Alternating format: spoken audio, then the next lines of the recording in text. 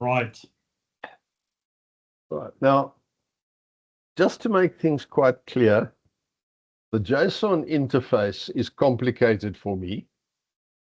Remember, I am addicted and dedicated to the IBM I and its operating system and languages. So this is borderline for me. So I'm going to give you my side of the story. And after that's done, Marinus and Clifford will give you the other side of the story, which is out of my territory. So let's just look at some of what this is all about. We have investigated the possibility of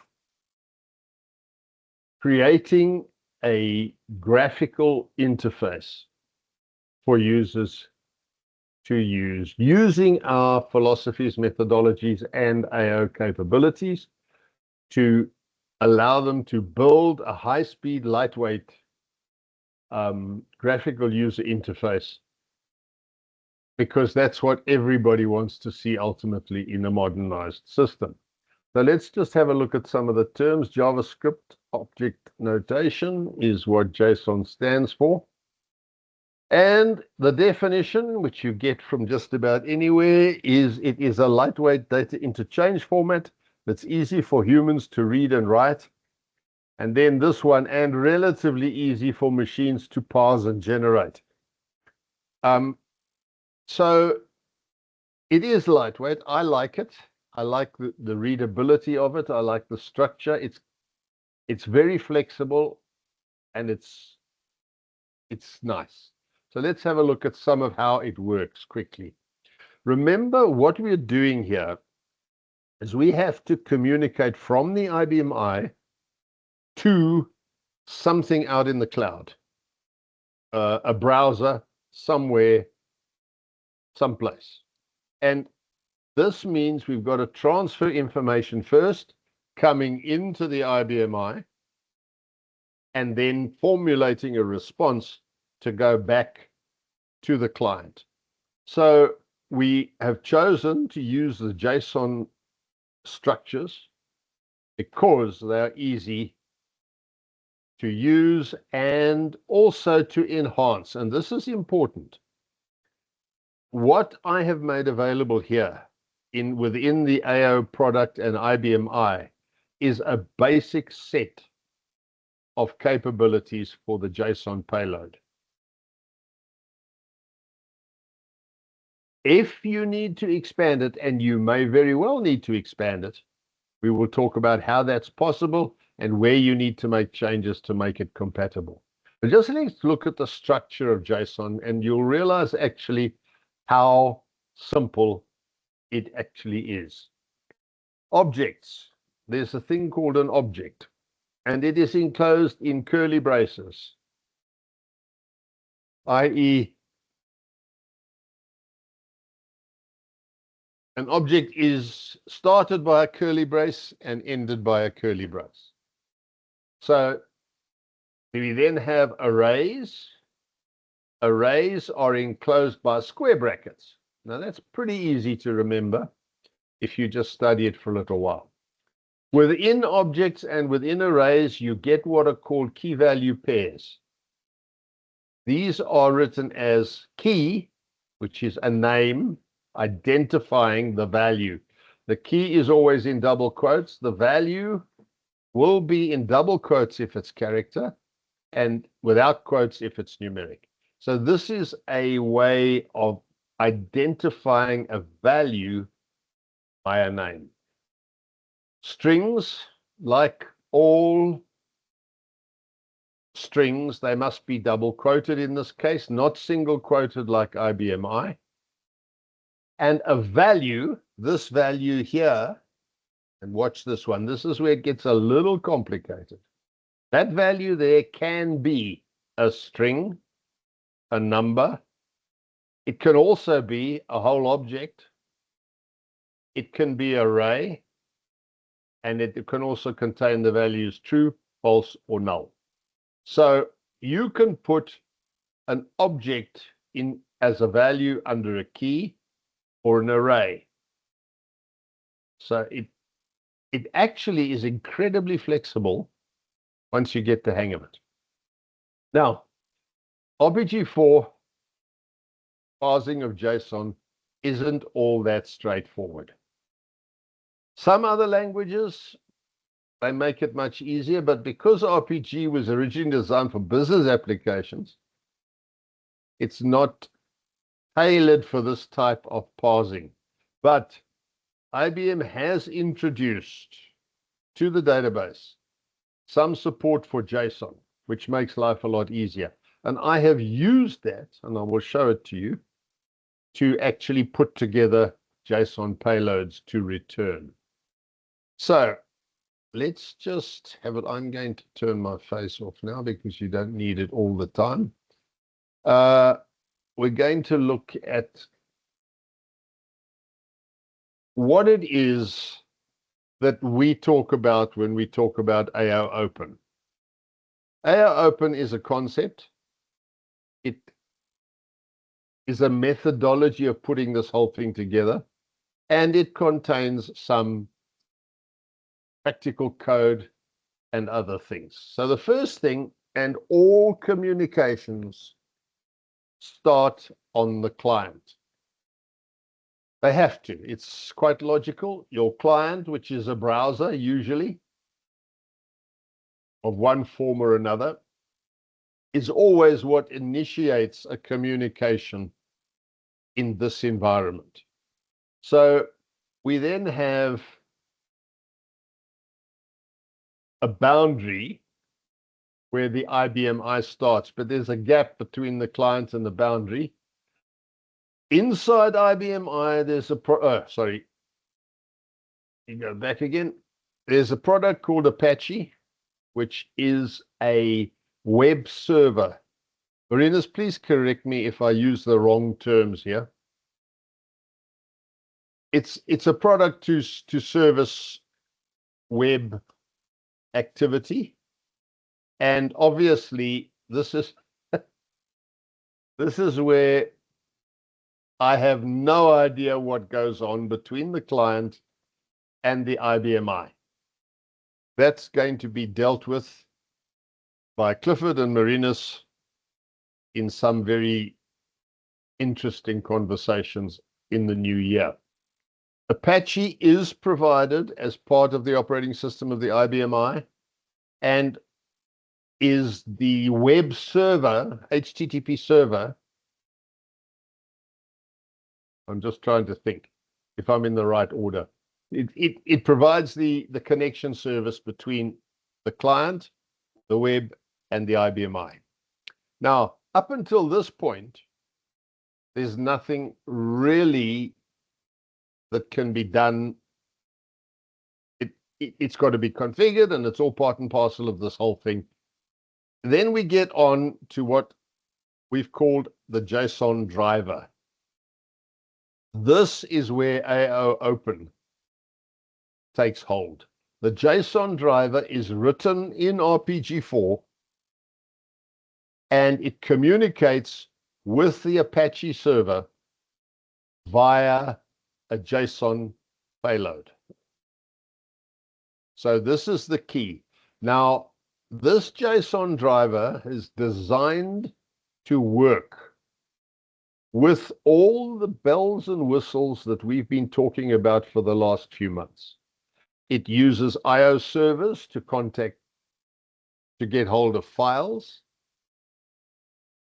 extract data from the files, and return information using, and of course, naturally also receives information from the client and places the information onto the file, triggers and things, return error messages to the JSON driver through the IO servers, and JSON driver then sends a payload back to the client containing error information if such has occurred. So you can see that this JSON driver is utilizing the things that have been put in place around the database, which we've been talking about for so long. Now, that's a very simple diagram of the flow. It comes in through Apache to the driver. The driver then executes the request, collects whatever information is available, constructs the payload, the JSON payload, to return it, and sends it back to Apache that returns it to the client. And the client uses JavaScript or anything else to unpack it and display it prettily for the end user. So my interest at this point stops right here. That part of it is what I deal with. Now, in support of the JSON driver, oh, sorry, this came in first. The payload is, in fact, that goes backwards and forwards, is made up of two parts. There's the environment header, which contains all the details and information about the message that's going either that way or that way, depending on which way it's going. So the environment header gives the various parts of this whole process information about where it came from, where it's going to, and how to deal with it. Then there's, of course, the body, which is one JSON object. A JSON object can contain arrays, other objects, etc. So there is a lot that can be put in between those curly brackets.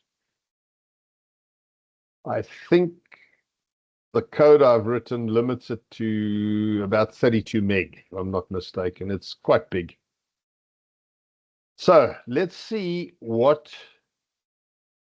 components we've built within AO around the JSON driver. The first one is the AO Open Services, which is a service program that contains functions to manage, browse, read, edit, add, and delete. That's the bread functionality. The code is there, so the JSON driver passes the JSON string through, and this uses the services of the AO services service program to analyze, pack, sort out, and understand what it's all about, and execute what is requested. The other part that is part of this is the AO authorization service program, which is responsible for the logon, the logout, the authority reset, the set check profile token, and the read unpack input string. Now, we have thought very carefully about this because this is the Apache, and Marinus will explain this in much better detail, but the Apache and the environment that it's running in, called PACE, does open the IBM to a degree of hacking. So we have built in a logon process, a logout process, which has a maximum validity period of an hour. You have the process of being able to reset the authority. This is very typically what banks do. If you log on, they will give you, I don't know, 20 minutes of or 10 minutes of inactivity, and then they'll ask you if you want to log off. So we've got the log on, log out, the process. And what happens is we receive a user ID and a password, and we convert that to what we call a profile token. This is using internal APIs, security APIs of the IBM, and we attach that token to a component in the environment header. So this token has to go backwards and forwards with every single communication from a particular user, from a particular client. If it's not there, the JSON driver will reject the request. And then, of course, we also have the read and unpack of the input string, which is using APIs once again. And these processes we have put into a black box, i.e., you will be provided with the program, the service program itself, but you will not be provided with the source. We feel that we want to protect these various security processes as much as possible. Obviously, it's open to negotiation, but at the moment, we've black boxed those processes. The AOO services is open source and is provided as part and parcel of this whole process, because you may need to add function to your JSON payload over and above the browse, read, edit, add, and delete. Obviously, there may be many other functions that your application will require.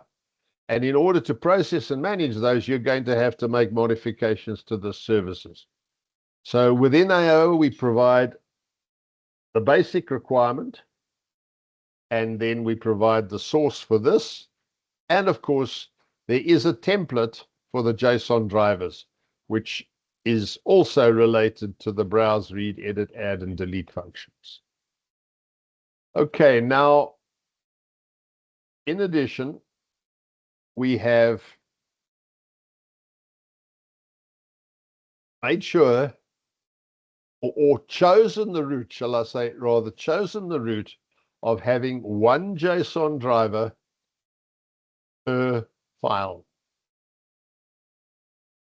Very much along the lines of the IO server. So you would have a JSON driver per file, depending on what information you want or what you want to take to the client. You can use a JSON driver customized for a particular file. We also, by the way, provide JSON drivers for all the AO database files. So you can actually access the AO database files using the JSON drivers that are provided. However, they are only read, select, they only browse and read. You have no edit, add, or delete functionality for those drivers, but then that would be fairly obvious, because we don't need to go changing AO databases outside AO itself. But this is for basically accessing the AO database for information from a client application. Okay, so that is the overall picture. Let's just have a quick look at the bits. Sorry, any questions on this so far? Because if there are, I need to answer them before I get too far out of my depth here. Tommy? Yeah. What is the difference with a browse and a read? I'm not sure to. A browse is usually where you list a list of entries. You browse the first. You know, when you do a work with function, you get a list of I don't know, a list of customers or whatever. And a read is when you read a specific single record. Okay. So the browse would include a select and a filter and things like that. Okay. And then the read is to read the detail out of a single record. Okay. Okay. Right. So let's have a look at some, and I'm running through these very quickly. Let's look at the environment header variables and see the sort of thing that we must get. Now, remember, I'm speaking here only because I've been educated on how to look at this thing. There's a request method which must always be post. This apparently comes right in the front and controls the type of communication we're dealing with. Content type. This indicates what the payload is carrying. Well, these are environment header variables for HTTP servers and that sort of stuff. What we've chosen is or that says that the payload is a JSON payload. And this, we've chosen UTF-8 as a, what's the word I want? A protocol, a coded character set for transferring this information between systems. So in order to make that work, all the AOO service programs are provided with a UTF-8 to local and local to UTF-8 conversion procedures for the payload, because the payload will come in as UTF-8 and go out as UTF-8. So we need a converter that's built into the AOO functions. Any other CCSIDs which may be used by procedures for the conversion need to be included in the AOO service program. So we've made provision for a universal, I don't know what UTF stands for, I used to, but it's one of the universal character sets. And the translation to your local, which would be whatever you've set your system up to be, whether it's 500 or 37 or whatever you set your system up to be, would be the local. Okay. Content length. This is part of the header. It gives you the length of the payload body. Some services do not require a JSON body to be sent. In these cases, the length must be 0. If the service program is not returning any JSON body, the content length will be 0. So this is basically to tell whoever's dealing with this of how long the payload is, because it can be any length. That's the point. HTTP authorization. The token that's in front of it says bearer, and there's a hexadecimal 44-byte encoded string. This is the authorization code for the communication. It's a 44-byte base 64 encoded string. Now, I've done this, I coded it, it works. Unfortunately, it's in a service program, so it works all the time. It's unique to the user. This encoded string is generated inside the authority service program of AOO. It's unique to the user. It's based on user ID and password and must be present in the environment header of all incoming messages, except logically the logon, because logon is asking for an authorization.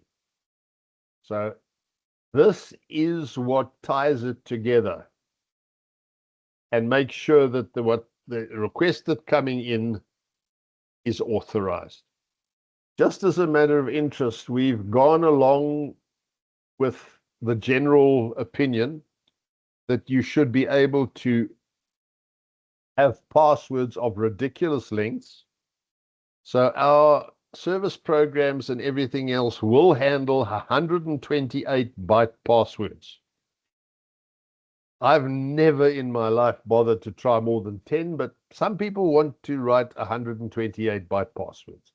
So the AOO coding handles 128-byte passwords, and Marinus has tested that very, very often. Make sure.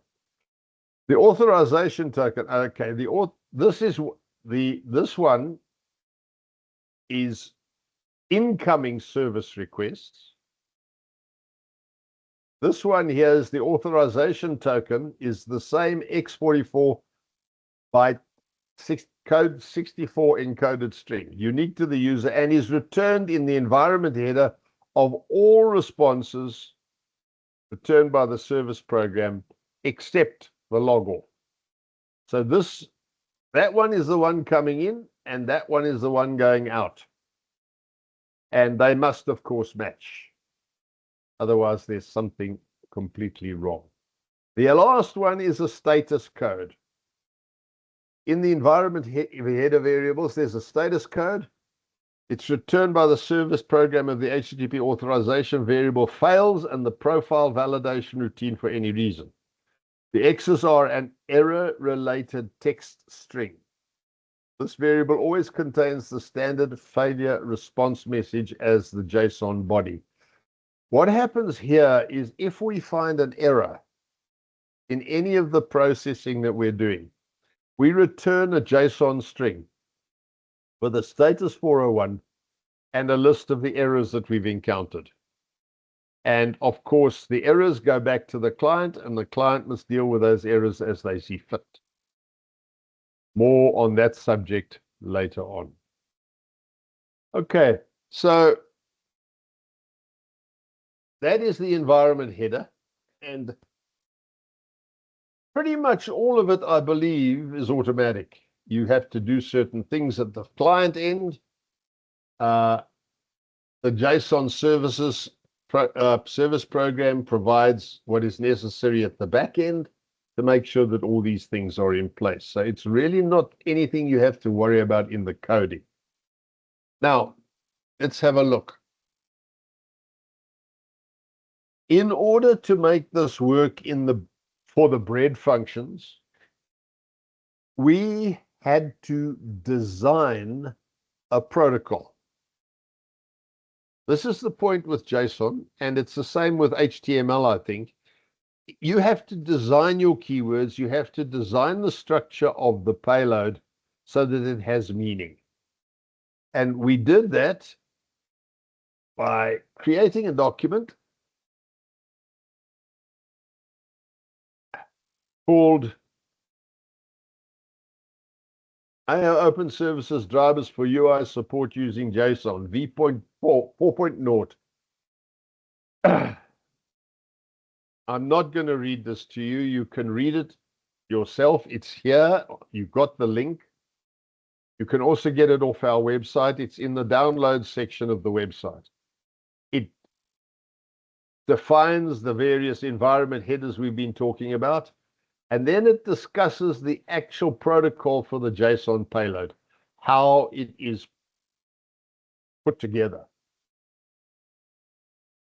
And the services that are provided log on, and it explains what it's supposed to look like. You can see there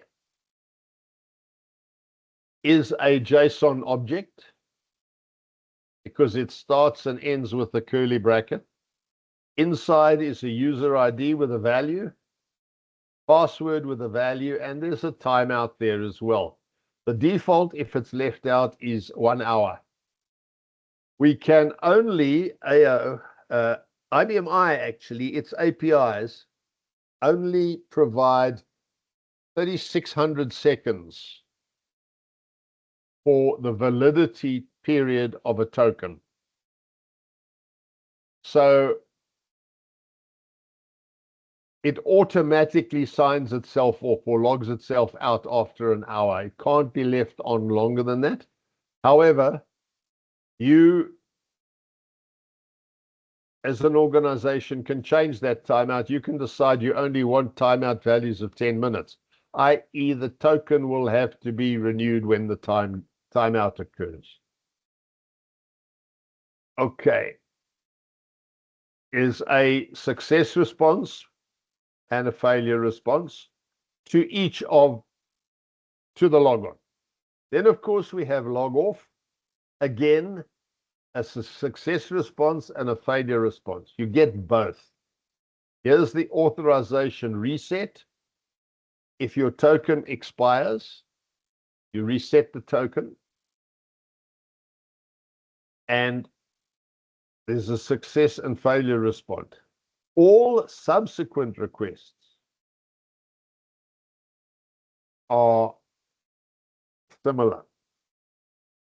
Here are a list of what you can do with this. You have, the first is an action, and you've got a select. So this is the select action. You can have a count. You want to say, count all the records in this file. You can do that. Very useful if you want to know how many records you're dealing with and how many pages. This offset is designed, is the row number of the row set to start from. So if you want to offset by 100, it will start on the 101st record. Limit, maximum number of records in the set. List of columns that you want to use as a filter. And the name and value of those filter columns. You'll notice that the columns has got an object start.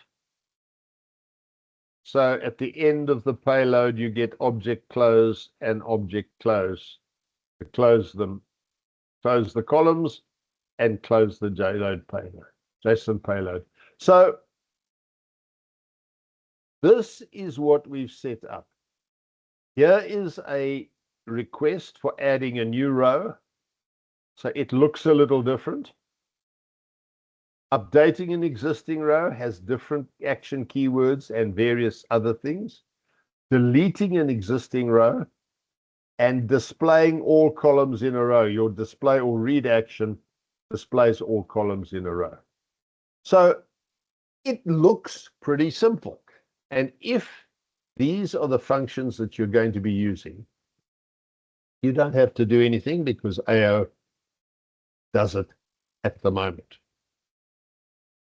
If you want to expand these, you're going to have to design new payloads, both incoming and outgoing payloads for the new functionality that you want. And we can't do that. Well, we can help, but we can't really do that because we have no idea the requirements that your application may need. So we've provided the basics to give you a start. Now I'm going to now change over to this little old screen here. And I'm going down to the generator template maintenance. We have provided 3 templates for the JSON drivers.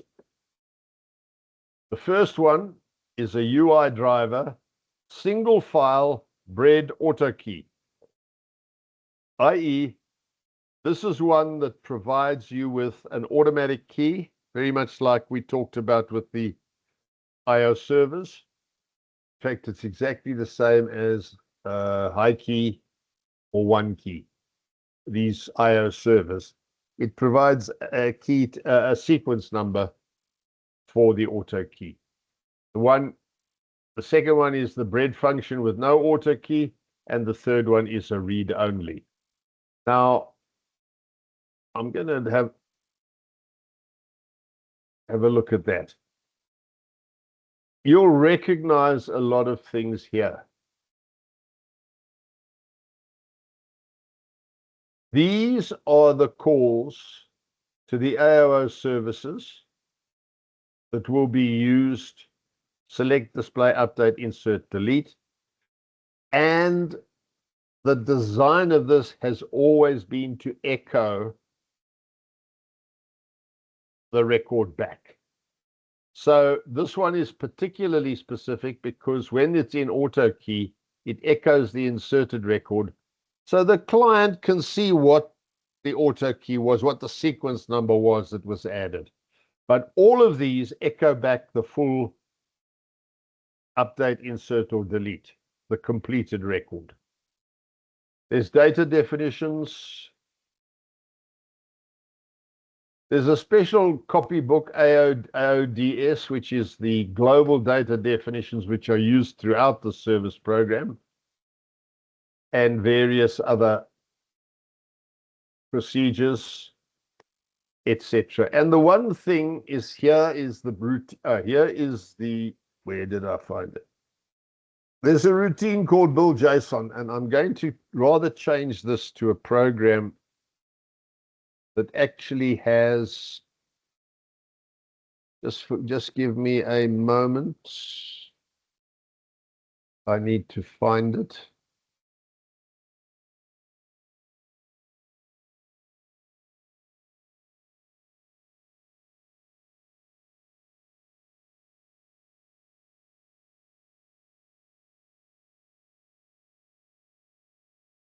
Because there is one JSON driver for every file. Oi, oi, oi, oi, oi, come on. Don't be so slow. Thank you.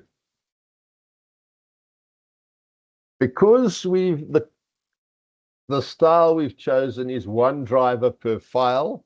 The program name of the driver is the same as the program name of the file. Now, you've seen this file name before. It sits in my little demo database. Right. Read input comes from the AOO AUT, which is the black boxed. Write output, there's the error response routine. If there are errors, there are the different service programs to provide you with services to build, display, etc. This is a copybook. Oh dear. Sorry, I've got the wrong.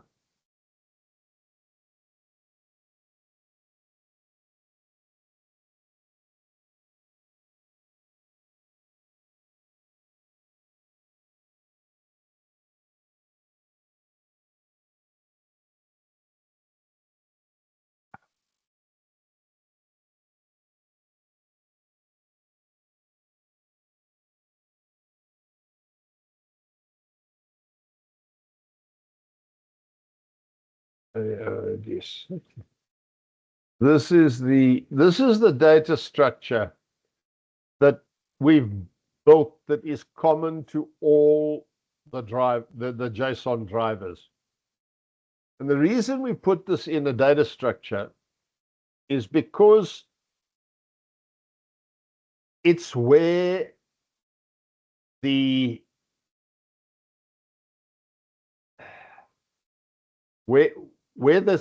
input and outputs and the strings are all stored and built. And you will notice there are a lot of pointers that are being used in this. There's the input pointer, the current input pointer, the work pointer, etc. So we're using a lot of pointers to address various different areas. Like the input data string is 4096, but it's based on the input current pointer, and so on and so forth. These are all compacted into a copybook, so they remain consistent. Let's have a look here. We do a SQL set just to set up a few of the variables. We create a user space called record US.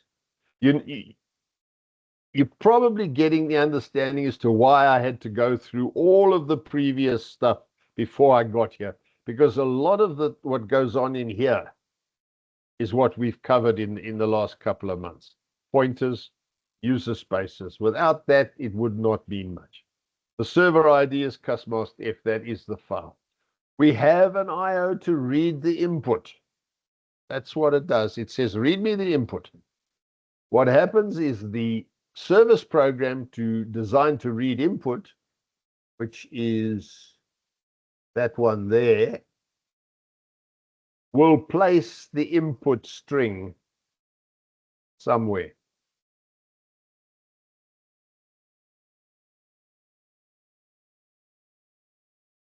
Probably in one of these data structures here.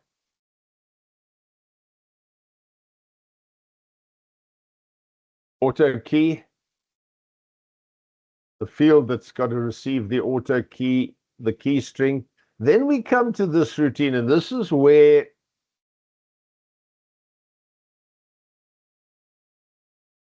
the DB2 has been enhanced to accept certain or to support JSON. This is a subroutine or a sub-procedure here, which looks like this. And it is, in fact, a SQL statement. JSON string equals select JSON object, and it lists the field names and the values that it's going to build into the JSON object. So this statement builds a JSON object from one record in a file. This makes it so much easier than doing it individually by hand. It's done for you automatically. There is a bit of code here which was intended for enhancement, which hasn't been done yet, but you'll leave that out. So this will build you a JSON object containing the key value, the key and value for a single record. Now this can be put into an array, it can be put into anything. So read input, build the JSON string, and then you decide how you are going to process this payload. It's very similar in design to the IO servers we've been talking about. And these are the services which perform the various different functions. And I'm just going to try and just open one of them for you so you can see that. This is the first module.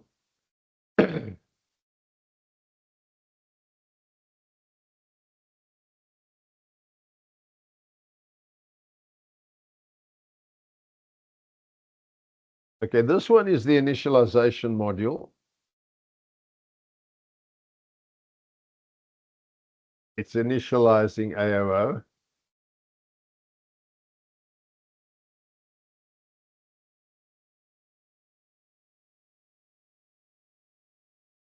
This one contains a initializing, a write output, a write log record, an error response procedure, how to handle error responses.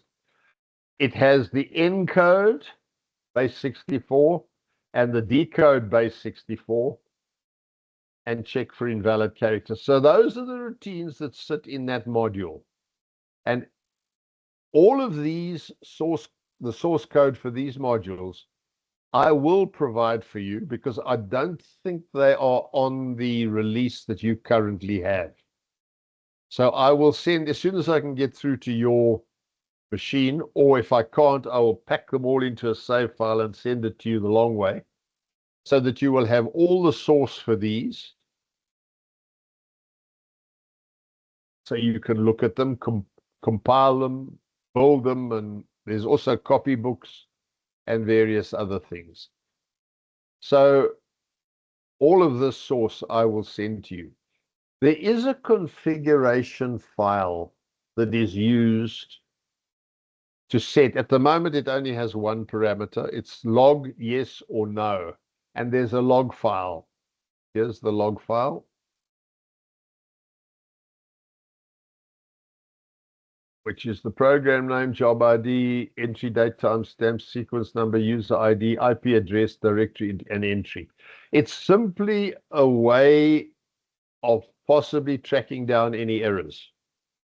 Once you've got a particular client or a particular function working, you can switch off the log.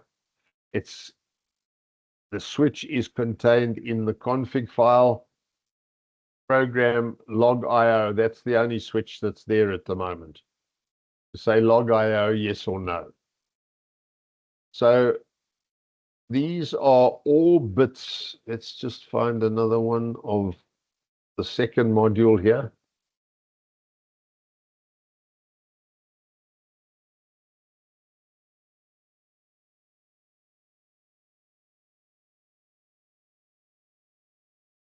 This one is used to build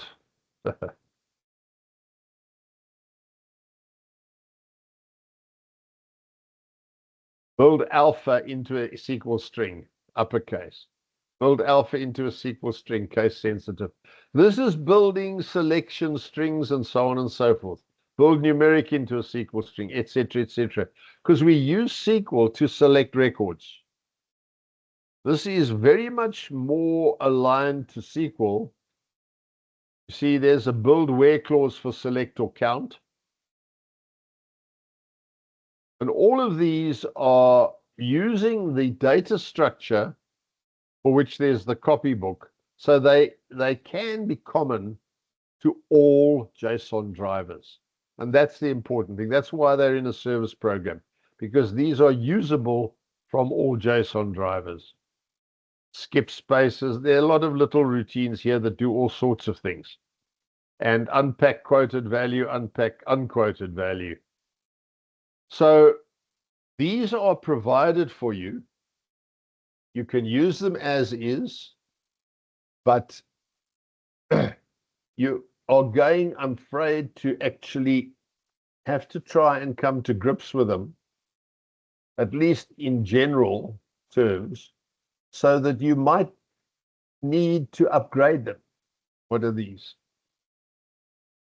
Yeah, here's this particular module is your translation module from UTF to local, from local to UTF. And close UTF-8 and local and so on and so forth. These are fancy APIs. Because they're not standard, these are conversion APIs. You'll find all of this, full explanations in the manual. But this code does work. We've proven it numerous occasions. And I'd like to say something because I was quite surprised when we put this all together. Let me just see if I can find this.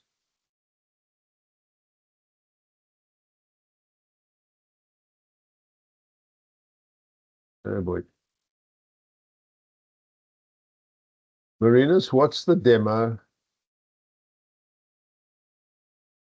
link? I'll drop it for you on Signal. Thank you. I don't. It's here somewhere, but I don't know where it is. Well, just type tembo72.tembotechlab.com. tembo72.tembotechlab.com. Yep. Like that. Let me see what you've done. You put an N instead of an M. Oh dear, you're right. Bit blooming fussy. Bit blooming fussy, isn't it? Ah, there we are.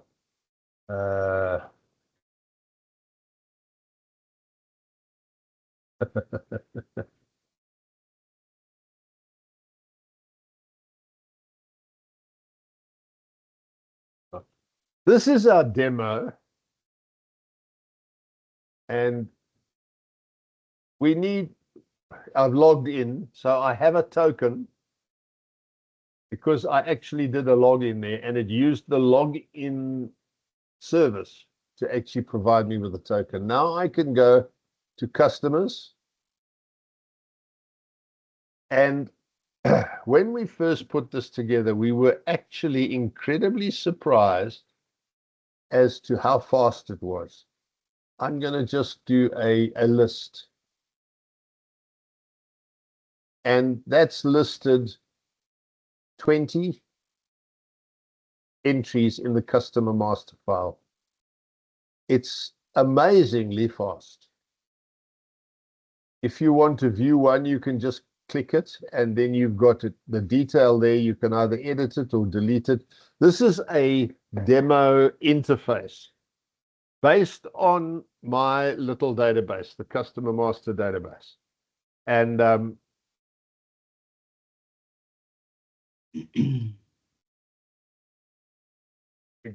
this is using all this functionality that I've been showing you to translate codes in and out and so on and so forth. So you do need to look at this code, understand that it works, and understand where it fits in. I don't know. Are there any questions at this moment? I'm sort of... For me, I have a question. Yeah, please ask. I want to know if I'm making sense or not here. Well, I may missed it, but where in that whole picture, where is the IO server involved? Okay.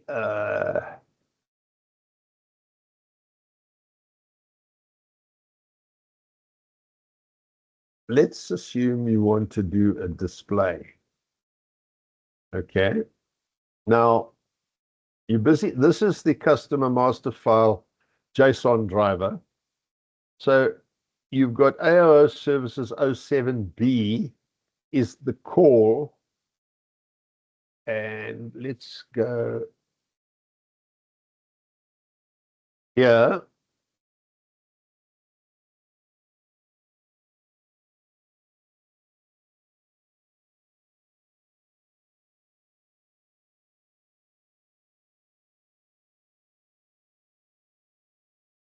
You get, this is the display action service program, all right? You build the where clause, you connect the SQL sequence to the JSON and the where clause, and you fetch rows. Now the fetch rows routine,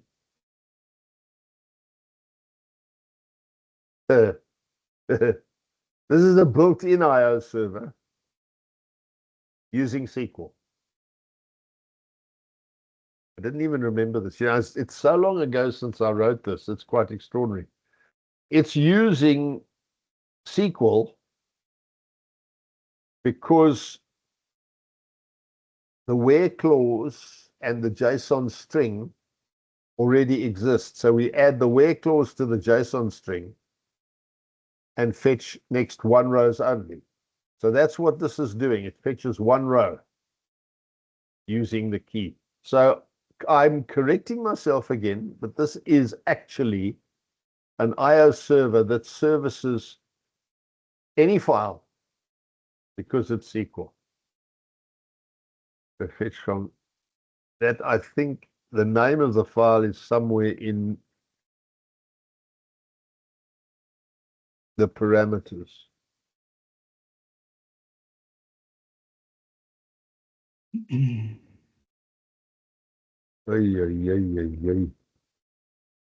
Why is it, Bernard, that you find these questions that are designed to embarrass you?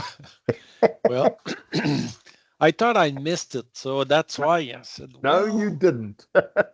I misled you, it seems.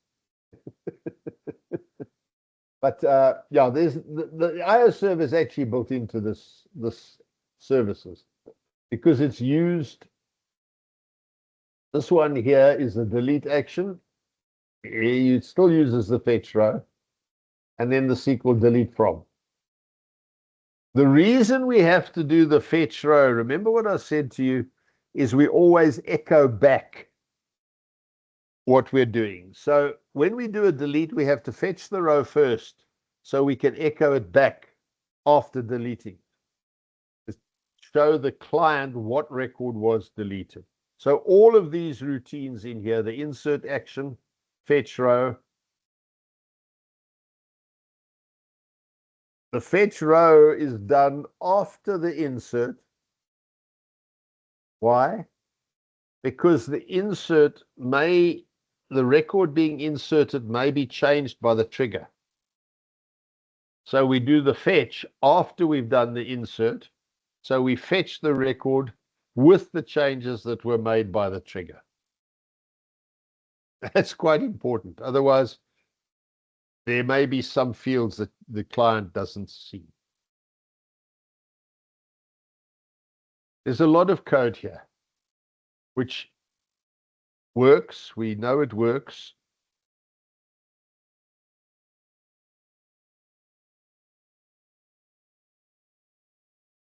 so basically this JSON driver is not really using the standard IO servers. Not using the standard IO servers, you're quite right, yes. And what about error handling? Is it using the standard error handling modules? Let me just see if I can find it. Because it's going to involve the before and after trigger anyhow. Yes, here we are. And so there is an error response routine here that's built in to the first module. And yes, it is using the error handler routines. Okay. Okay. But what it has to do here is it has to read the errors. So it's using ERH07, which you probably have never used. It fetches the last error out of the message queue, because it then has to construct it into a JSON object. So it's building, it's looping around, picking up messages and stringing them out into the JSON object here. Okay. So that it can send the payload back with all the error messages that it's received. So yes, all of these things are using the error handlers. You can see that 7 is using the error handler. Even this JSON driver is using, on error, you go to error response and also error handler. So yes, the error handlers are being used throughout this process. The error response procedure is to take the errors and build them into a JSON response string, which of course is an added step which we don't have to do if we're using triggers and IO servers and all of those things, because we have to send these list of errors back through the JSON payload to the client. Okay. So another question, Tony. Yeah, please keep them coming. Okay, so now we have the bread, the stuff. So let's toast it a bit. Yeah, toast me a bit, you mean. What about record locking and commitment control? Well, it's exactly the same as your IO servers, and because when you're doing a SQL, where am I? Insert. If I'm doing an update, for example, I would be using, now which one did I say it was? 707. 07C.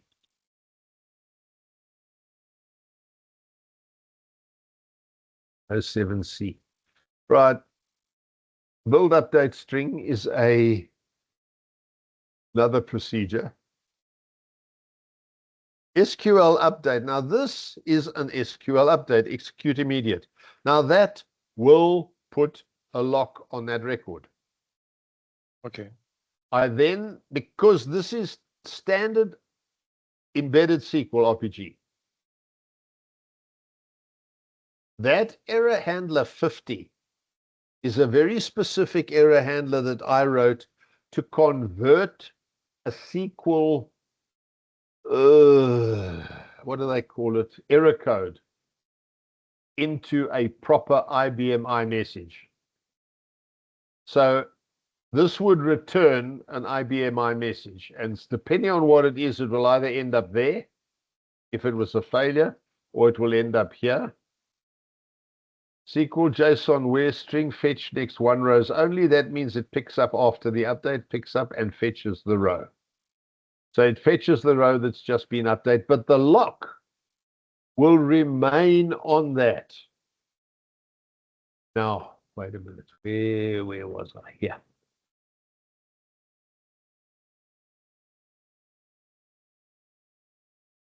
Commit none. I have set a, what do they call it? An environment option as commit none. I can't remember what that does.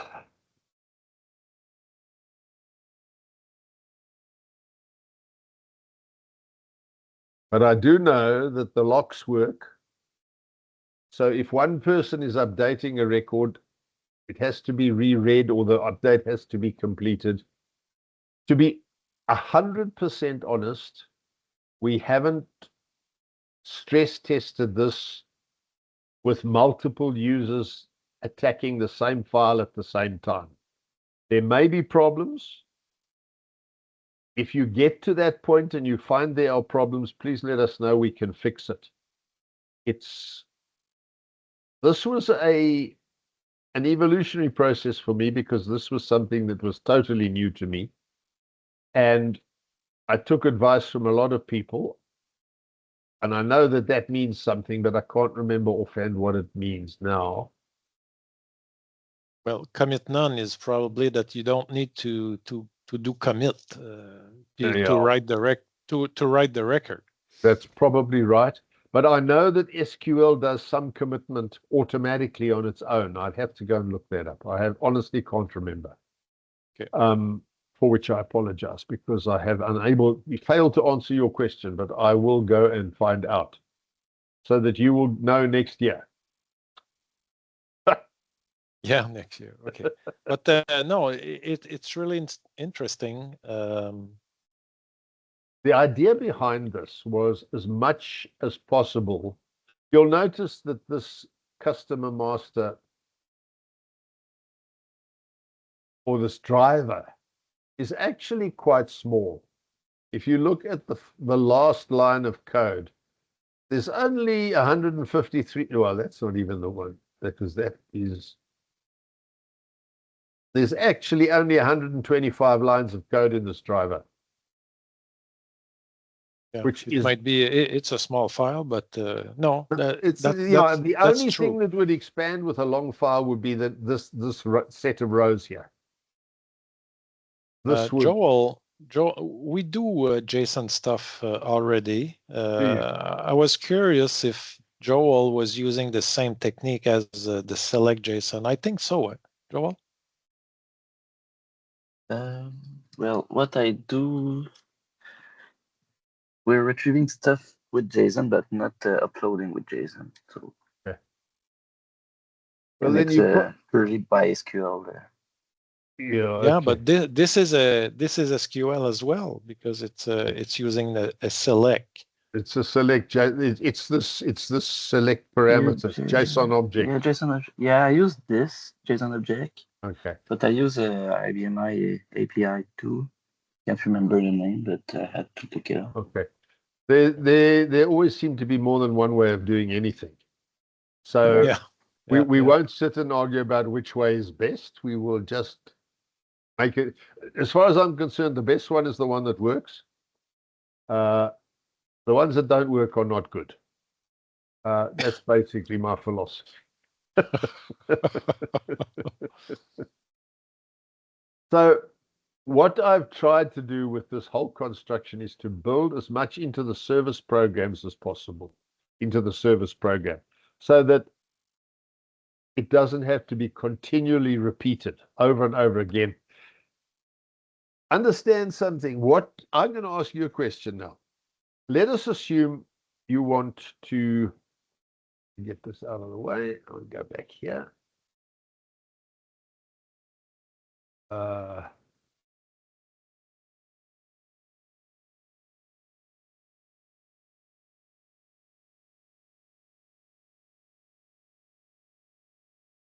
Let's assume that you wanted to use a JSON driver that needed to get information from 3 different physical files.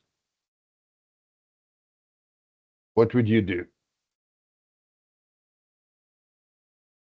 Well, I think we need 3 different JSON driver. No. No? No. Wrong guess. Sorry, I'm being a school teacher here. The right thing to do, if that was a requirement, obviously, if you are writing a JSON driver, it means you want to service a client request. So you're building a JSON driver.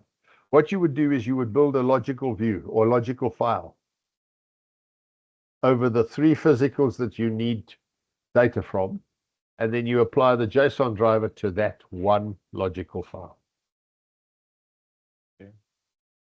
That's using the power of the database to combine data files to create a join. It can be a view, a DDS, a DDS view, a DDS join, or a DDL view to join multiple files together. Or you can use a multi-format, DDS multi-format logical, depending on what you want to do. But remember, in a logical file, you don't have to include all the fields. You may want to customize a logical file to include only the fields that are required for that particular client function. That's the right way to do it. And what about update? Update, if you want to update those files, you're going to have to update the physical separately, but within the same JSON driver. Okay. So remember what I said with the IO server. If you have an IO server on a joined file, you can still do an update, and the client does the app doesn't know that in fact it's a joined logical. You just update the separate physicals on their own. Yeah, you do the it's same here.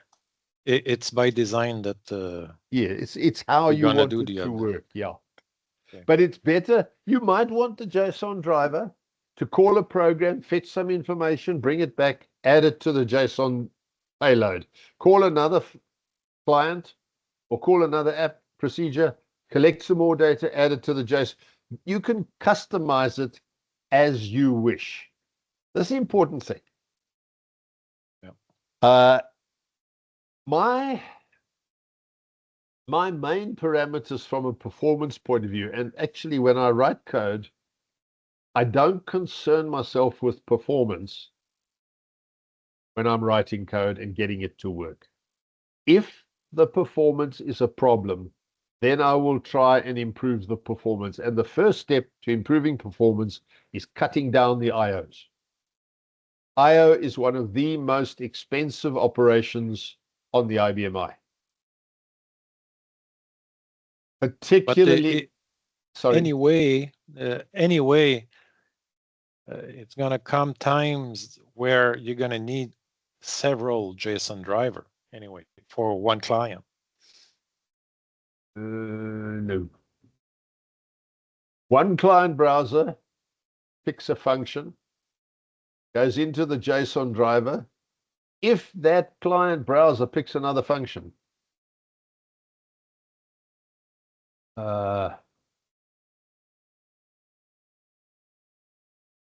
Okay, so really, yeah, the security is around the JSON driver, so everything must go through that JSON driver, basically. but if Okay, sorry, I understand. I've just I got to look for understand. my history here because I closed it down instead of moving it out of the way.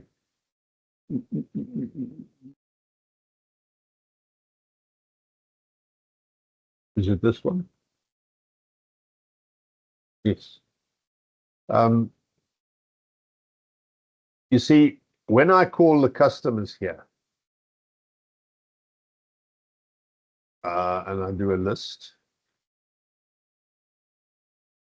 that is a call to a single JSON driver. It's the JSON driver for the customers. And it provides me with a search, a list, add, view, edit, right? That's one JSON driver. But, oh dear, I thought we had a rep code here. This customer has a rep code. This rep code here, so if we edit it, this rep code here, it lists the rep codes that are available. Now that is a call to another JSON driver because the rep code file is a different file. So this list is fetched from a separate JSON driver. If you looked at the HTTP driver now, you would find that there are in fact two programs running in the Apache HTTP server. One for the customer and one for this. So you can have the same client calling multiple JSON drivers. Okay, that was my point. Yeah, you can have multiple clients calling the same JSON driver, but each of those jobs will be different. They will not be calling the same JSON driver. What is this called, Marinus? Please help me here. It's something, there's a term for this, status. Oh, goodness. Stateless programming. Stateless. Yeah, it's a stateless process. Okay. Tommy, Yes. can you show us an example of an error that you could have at the screen? For example, a wrong postal code or something else. I'd like to see what kind of error message you have on the screen. Okay. All right. Just that you throw me this curveball again, so that's fine. I've just got to try and understand what I did. I've got to understand where I did it. So I need to just look for the trigger program for that file.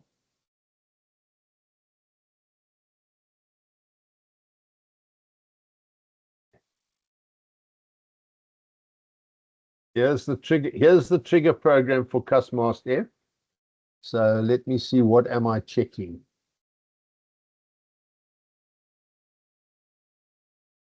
Yeah, let's see. Customer name.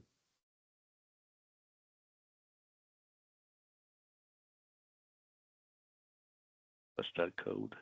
Postcode. Postal code. Oh, hang on.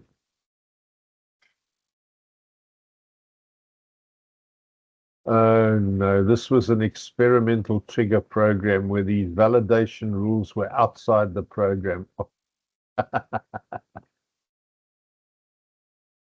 Well, I can tell you the customer name is not allowed to be blank. Okay. Definitely not. So let's try that and see if we can take this customer name out, make it blank, and press enter. You see, Okay. this is enforced by the front end.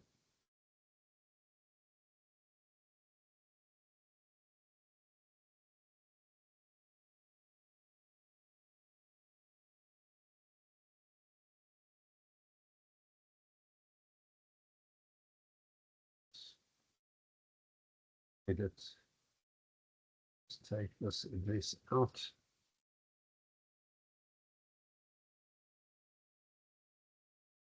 I don't understand what this one password is on about. You see, what's happening here is that the actual client has been written to do these validations, which is not good, because that means it's double validation, which is crazy. So let's see, maybe I can just change this value. See, I can't even. Can you see the situation? I can select any one of these things, but I can't just blank it out. It won't let me. So the way these things. So here is actually a good example. I can't get it to trigger program. This check is being done in the client. Now that is not good, because it means you're doing double validations.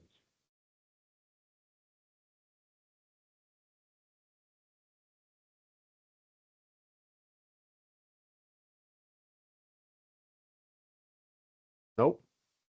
For example, there's a validation for the postal code. If you enter too many digits, maybe, or I don't know. Won't let you.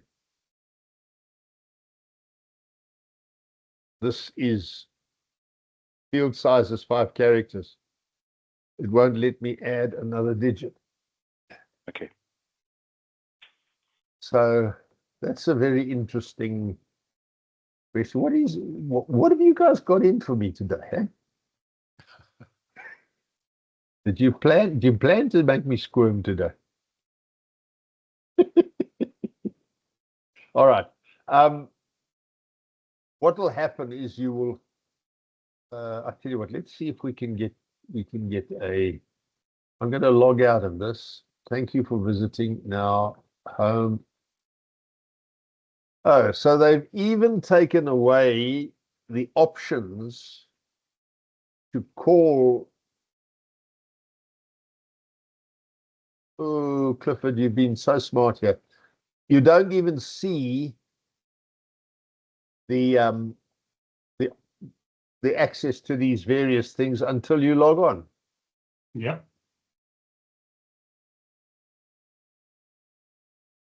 Can I butt in here? Yes, please do. Because sorry, proudly here. you've really received the NAS pass here.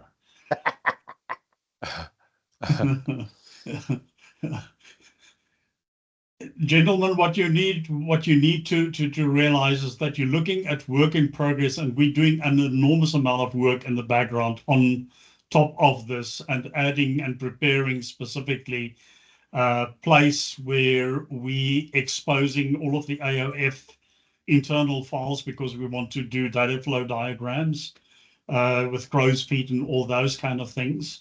Well, sorry, not data flow diagrams, entity relationship diagrams. As some of the stuff, and adding a play place for you for ProMap 7 and prot.ord.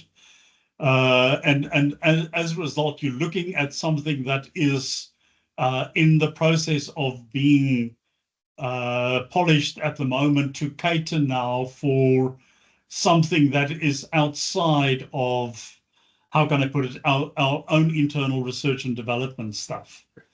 So what you see here is Clifford and I are busy working on this at the moment, and that is why it looks like stuff that, well, sorry, let me slow myself down.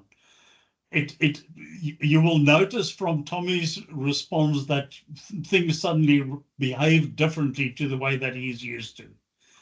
And the reason for that is the work that we are busy doing at the moment to expose and expand this to be able to do this across any application, across any set of files, etc. So just understand that we've thrown him with a curved ball, and specifically, and sorry, that was the point I was trying to make, is that you want the validation done on the back end, but some validations you would typically like to actually have a more responsive design where you want to surface the information that is done on the back end, on the front end. And I will talk through that process in a lot of detail during the January timeframe to actually explain to you exactly what the philosophy is and what is sitting behind this entire approach.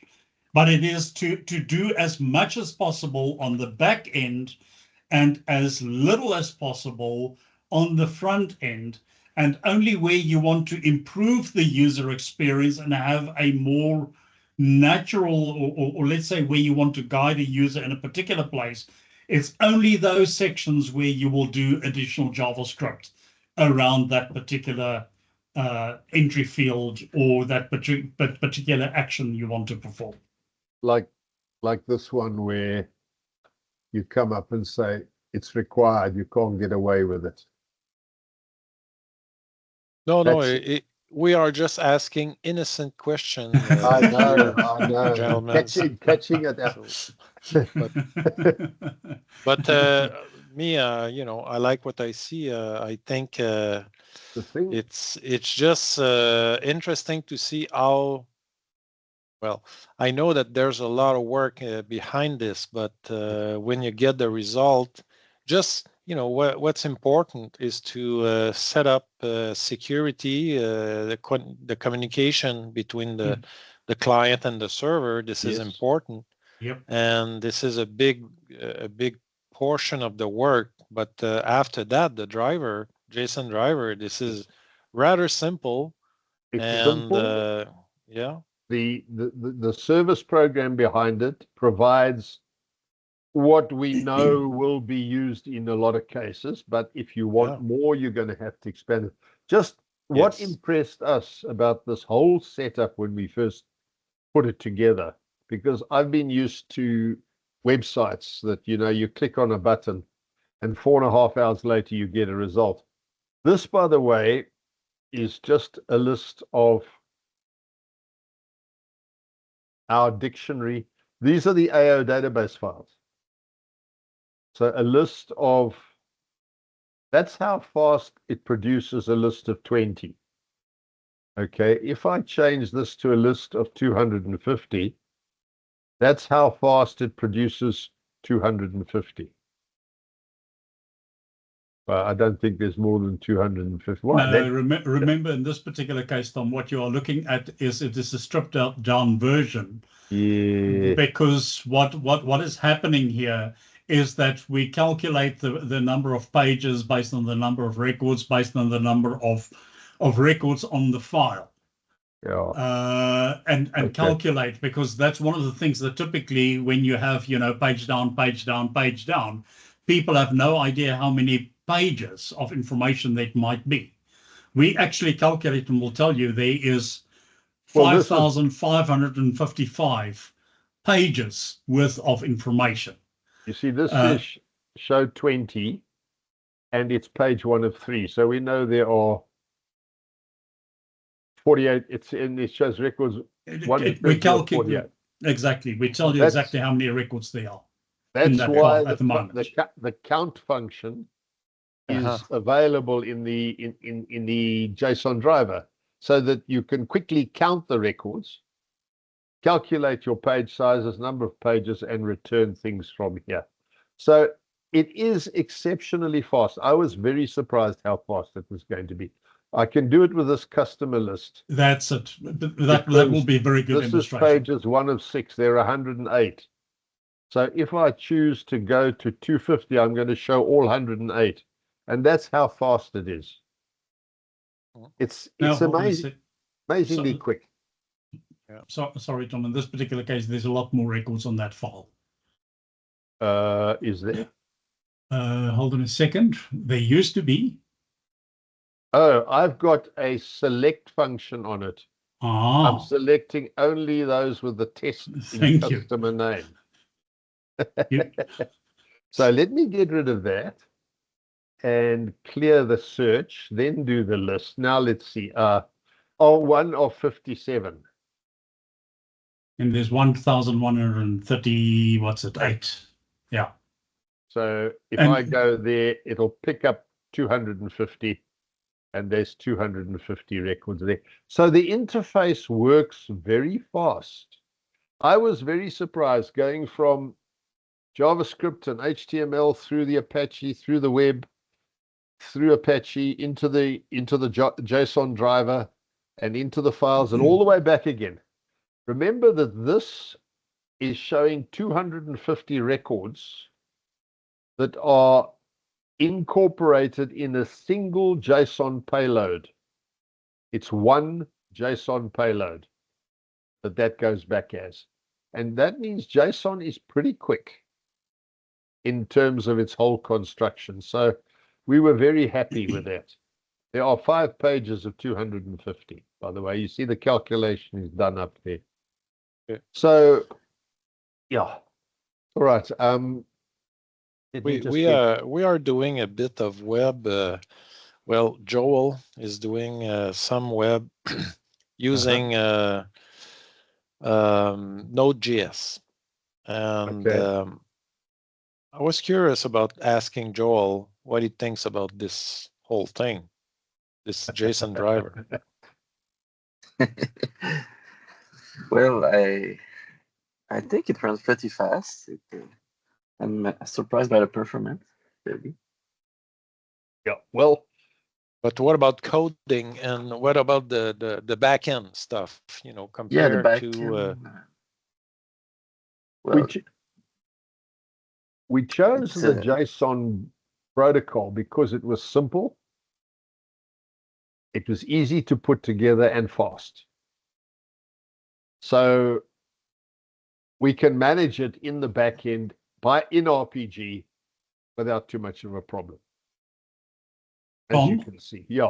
I'm curious on Joel's answer to Bernard's question. Yeah. Well, my backend was mostly done in JavaScript, so it's pretty different. But I'm not against doing it in RPG too.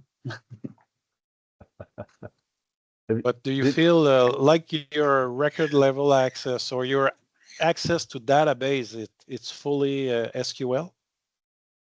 Yes, it was fully done with SQL. Well, ours, of course, is also SQL now that I've had a look at it. Yes. And So, there's nothing to stop you writing IO servers, all the IO servers in SQL as well, if you want to. Remember yes. that. An IO server is simply a module, and you can write all your functions in SQL. You don't have to use record level access. I do, because that's the way it evolved. I mean, this IO server templates have evolved over the last 20 years. So I haven't changed it. Okay. Let me just see.